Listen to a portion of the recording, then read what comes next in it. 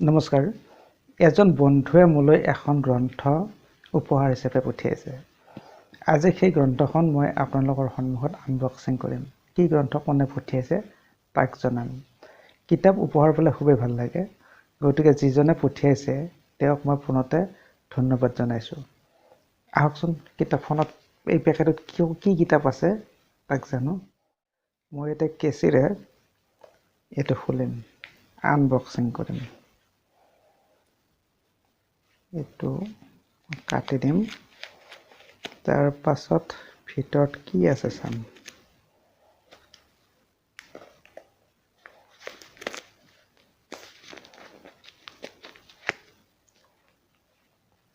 পেকেটটো মজবুত কৰিছে যাতে নষ্ট নহয় কিতাপখন। যি কি নহওক, মই কিতাপখন আনবক্সিং কৰিছোঁ।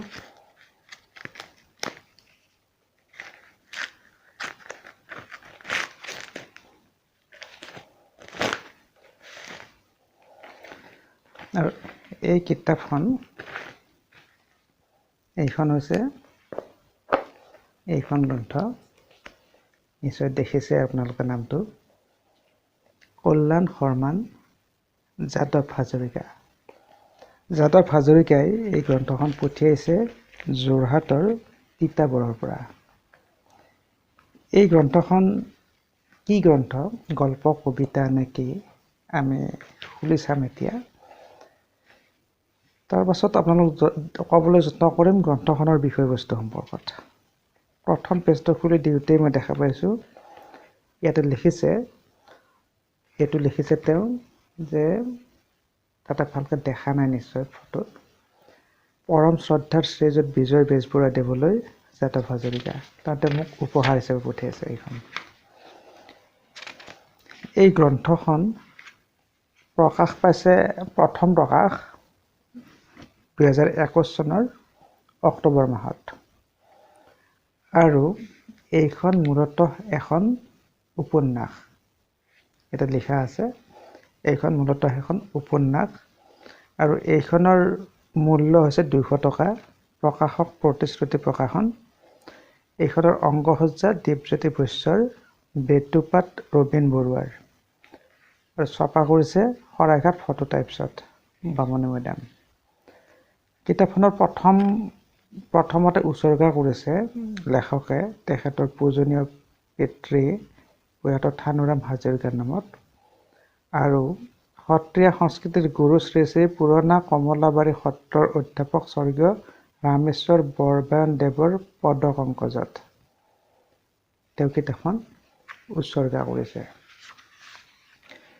এইখনত বৰ্তমান অসম সাহিত্য সভাৰ সভাপতি সূৰ্য হাজৰিকায়ো শুভেচ্ছা বাণী লিখিছে। কি লিখিছে সময়ত পঢ়িছে মই পাছত। তাৰ পাছত ভোলানাথ শৰ্মাই শুভেচ্ছামূলক কিবা অলপ লিখিছে নবীন লেখক শ্ৰীমান যাদৱ হাজৰিকাৰ সন্দৰ্ভত। তাৰ পাছত আছে তিতাবৰ সাহিত্য সভাৰ সভাপতি পৰেশ বৰুৱাইও এষাৰ কৈছে, ইয়াত আছে সেইখিনি, পিছত এইখিনি মই পঢ়ি চাম। তাৰ পাছত এগৰাকী প্ৰাক্তন অধ্যাপক শিক্ষক শ্ৰীমন্ত শংকৰ বিদ্যাপীঠৰ তিতাবৰ অৰুণ চন্দ্ৰ বৰুৱা, তেওঁ কল্যাণ শৰ্মান এই গ্ৰন্থখন সম্পৰ্কত একাষাৰ কৈছে। তাৰ পাছত আছে কিতাপখন 1 নম্বৰ খণ্ডটো অধ্যায়টো আৰম্ভ হৈ গৈছে। 1 নম্বৰ অধ্যায়টো আৰম্ভ কৰিছে। এইখনৰ পৃষ্ঠা হৈছে 176 পেজ। যথেষ্ট ডাঙৰ, পকা বন্ধা, কিতাপখন ভাল লাগিছে। আৰু একেবাৰে শেষত লেখকৰ বিষয়ে এটা পৰিচয় আছে, প্ৰকাশকে লিখিছে। মই এই লেখকৰ পৰিচয়টো অকণমান কৈ দিছোঁ। পোনপ্ৰথমতে নবীন লেখক যাদৱ হাজৰিকা দেৱলৈ আন্তৰিক শুভেচ্ছা যাচিলোঁ। হাজৰিকাদেৱে প্ৰথম প্ৰচেষ্টাতেই পাঠক সমাজক এখনি সুখপাঠ্য দিয়াত সফল হৈছে। মূলতঃ সত্ৰীয়া সংস্কৃতিৰ ওপৰত আধাৰিত উপন্যাসখনিয়ে সত্ৰৰ ভিতৰত উদাসীন জীৱন নিৰ্বাহ কৰা ভকতসকলৰ জীৱন প্ৰণালী, সত্ৰৰ কীৰ্তন, বৰগীত, ভটিমা, সত্ৰীয়া নৃত্য, ভাওনা আদিৰ লগতে গাঁৱৰ সাধাৰণ লোকৰ সহজ সৰল জীৱন গাথাৰ বিষয়ে সামৰি লৈছে।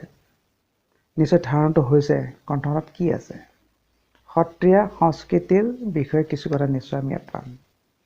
এটা ছবি নিশ্চয় আছে। উপন্যাসখনৰ ভাষা অতি সহজ সৰল তথা প্ৰাঞ্জল। ইয়াত ঠায়ে ঠায়ে প্ৰয়োগ কৰা সত্ৰীয়া ঠাঁচৰ ভাষাই উপন্যাসখনে অতি মনোগ্ৰাহী কৰি তুলিছে। মানৱ জীৱনত যে মায়া, মোহ, লোভ, আশা, আকাংক্ষা সকলো সাৰ তাক উপন্যাসখনত অতি সাৱলীলভাৱে প্ৰকাশ কৰিছে। মানৱ জীৱনৰ বিভিন্ন স্তৰ যেনে শিশুকাল, যৌৱনকাল, বৃদ্ধকালৰ বিষয়েও কিতাপখনত সুন্দৰভাৱে উপস্থাপন কৰা হৈছে। গ্ৰন্থখনিৰ পঠনে পাঠকৰ মনত এক গভীৰ ৰেখাপাত কৰিবলৈ সক্ষম হ'ব। গতিকে এগৰাকী ঔপন্যাসিক হিচাপে হাজৰিকাদেৱ সফল।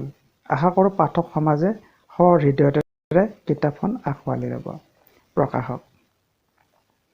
এই যে শেষৰ পৃষ্ঠাটোত আচলতে এইটো অকল কবিৰ বিষয়ে নহয়, আচলতে গ্ৰন্থখনৰ বিষয়েহে অলপ কোৱা হৈছে। সেই যি কি নহওক, এনে এখন গ্ৰন্থ আমালৈ পঠিয়াই দিয়াৰ কাৰণে আমি কল্যাণ শৰ্মানৰ লেখক যাদৱ হাজৰিকাক ধন্যবাদ জনাইছোঁ। আৰু এই গ্ৰন্থখন আমি নিশ্চয় পঢ়িম। এখন উল্লেখযোগ্য গ্ৰন্থ, সত্ৰীয়া সংস্কৃতিৰ ওপৰত লিখা এখন উপন্যাস।